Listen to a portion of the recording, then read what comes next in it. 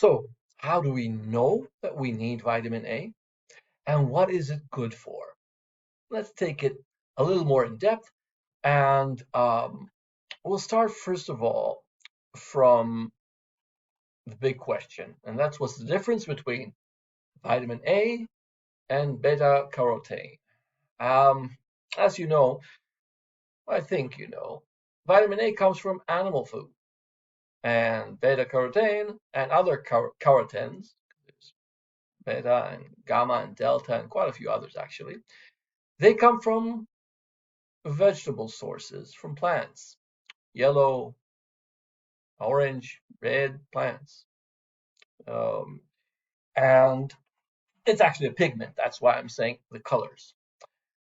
What vitamin A is fat soluble, and beta carotene is actually water soluble. So adding oil to carrots just to make it more absorbable is actually a bit of an urban legend.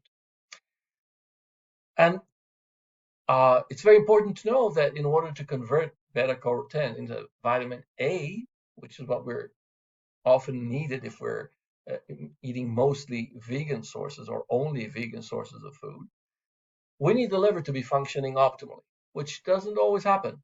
I remember a story about myself a lot of years ago where I was taking a multivitamin with some 20,000 units of beta carotene, didn't have any vitamin A inside that multivitamin, and I was literally becoming orange but not seeing well.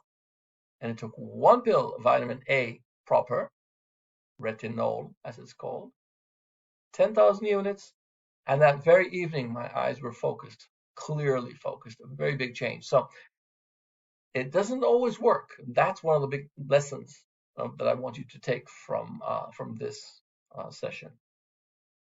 Now, beta carotene has its own roles. It's an antioxidant and it has its own value. But we're going to be focusing on vitamin A proper.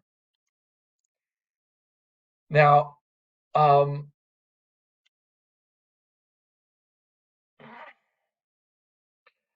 there's a huge list coming in the next couple of slides. And I'm only going to pick a few of the lines here to address, mainly because they're interesting, mainly because they can add more perspective. If you were, if this was a professional course, then obviously I would go much more into depth. But there's no need to know all the nitty gritty. You do have all the information, and you can always pause the video and go over that list and learn a few things about it. But the reality is that most of what you're seeing in the next few pages is not only vitamin A related. Okay, hair loss and brittle hair, for example.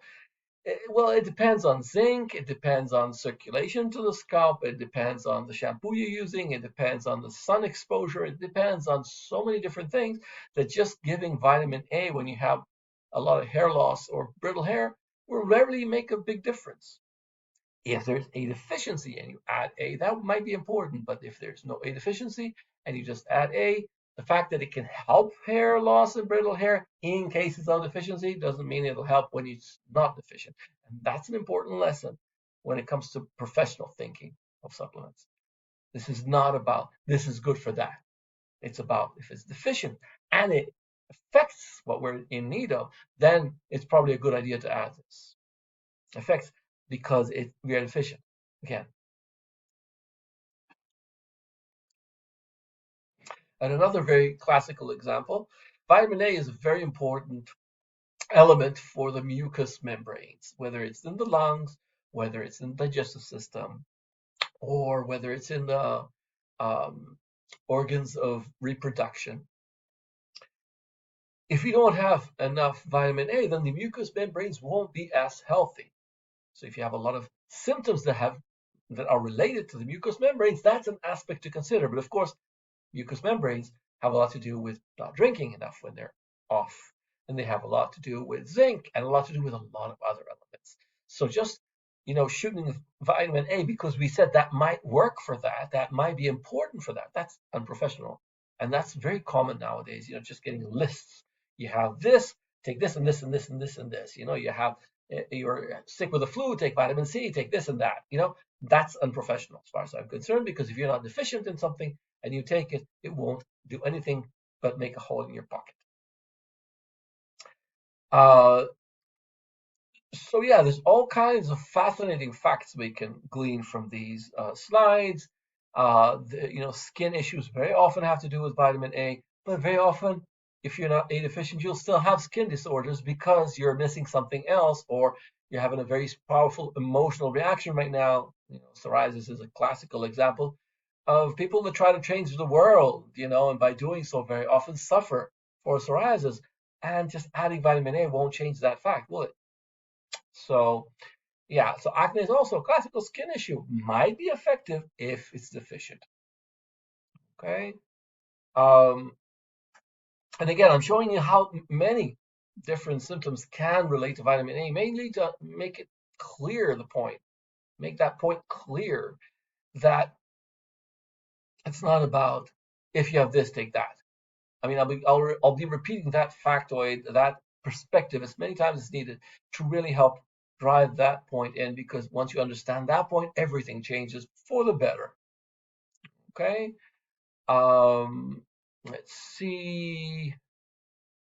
Uh, Here, I mean, some of the facts here, for instance, the fact that together with vitamin C, especially in combination with zinc, it affects the immune system and its anti-cancer mechanism against tumor transformation, and beautiful stuff.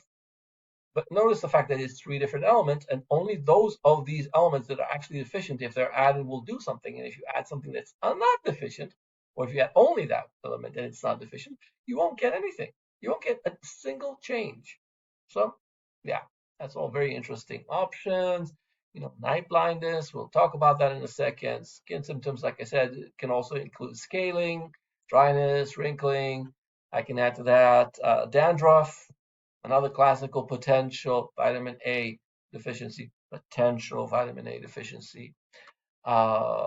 Infrequent infections, again, because of the mucosal membranes being less healthy. Also, the fact that, let's run. The fact that vitamin A is very important for creating IgA, which is the um, the immune factor that's found within linings, skin, and mucous membranes. So yeah, there's logic to it. But like I said, we don't work with a long list of potential symptoms. We try to work with one focused idea, and that is that if we know, and now I'm going back to this slide, if we know the symptoms that are more or less unique to this vitamin, then we can tell what's deficient and if that is deficient.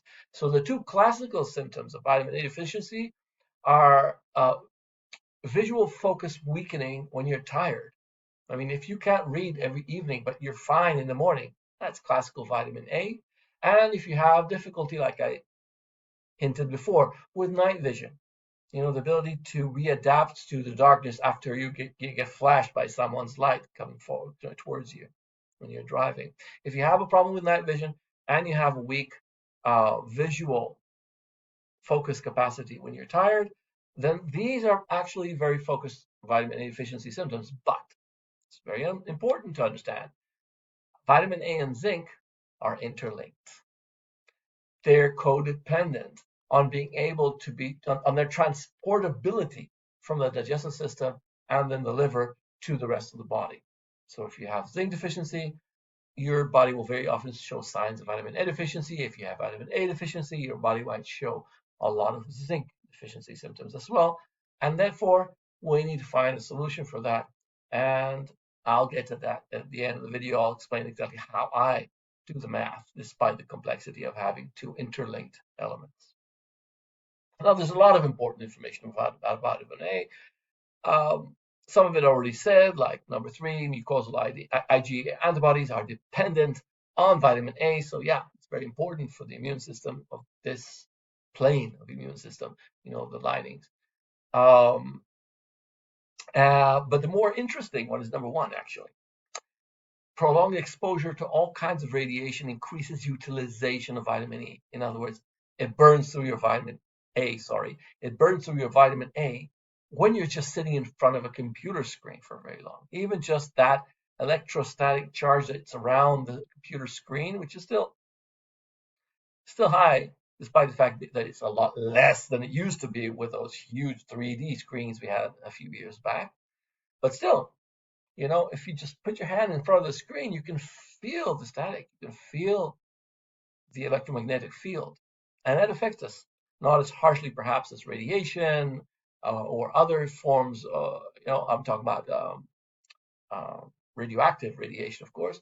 Uh, but even the sun, even just being exposed to the sun burns through vitamin A. So if you have a lot of sun exposure, you will probably need more vitamin A if you have a lot of screen exposure.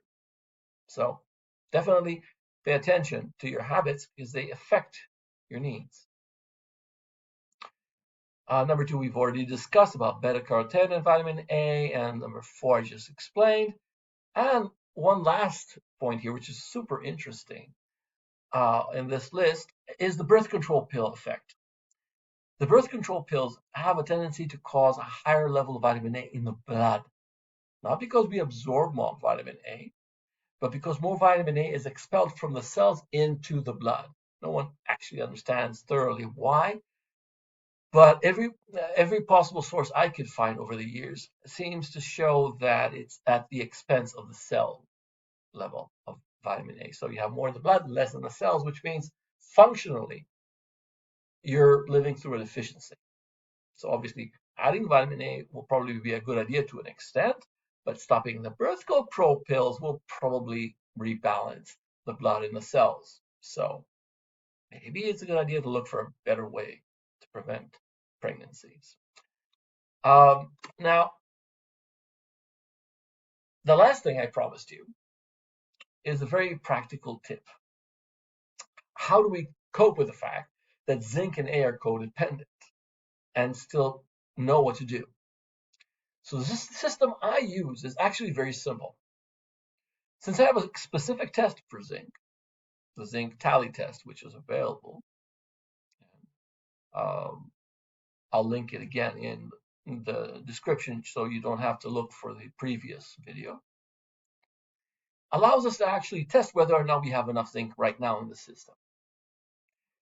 Now, if we don't, then obviously we want to make sure you have more zinc in the system. But once you get to the point that you have enough zinc, if you still have one of the or more of these symptoms that prove that vitamin A may be deficient, and you already have enough zinc, remember, then it means that this is real vitamin A deficiency and not codependent deficiencies of zinc. Zinc is very often deficient. So it's common sense to start with the zinc deficiency first and foremost, test it and actually treat it, get to that optimal zinc level, which brings the test to 100%. You have enough of results. Once you do that, if you still have these symptoms, start raising your vitamin A level until you actually don't have those symptoms. And it doesn't have to be a lot. Okay, so this is very important.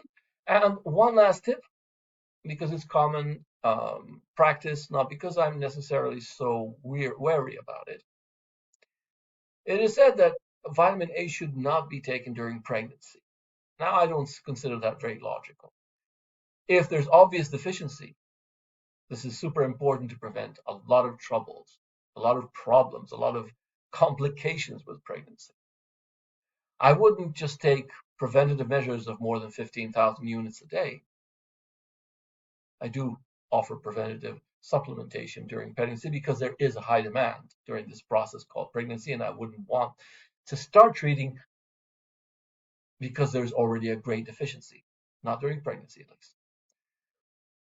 But if a woman actually presents an obvious strong deficiency of vitamin A, again, after testing the zinc and making sure she doesn't have zinc deficiency, not adding vitamin A gradually until it's very clear from the symptoms that the body has enough. Not doing that is a reckless choice.